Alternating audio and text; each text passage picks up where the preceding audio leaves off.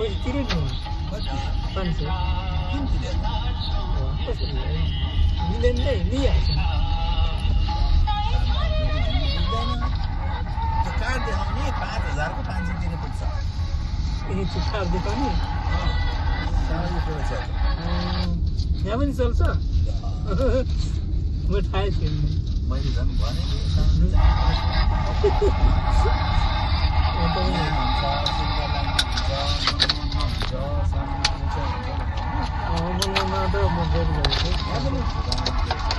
मान्छेको जम्मा कति रहेछ भने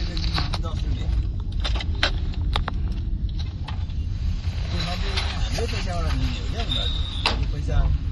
औषधिको लागि भनेर मैले इन्सुरेन्स 200 रुपियाँ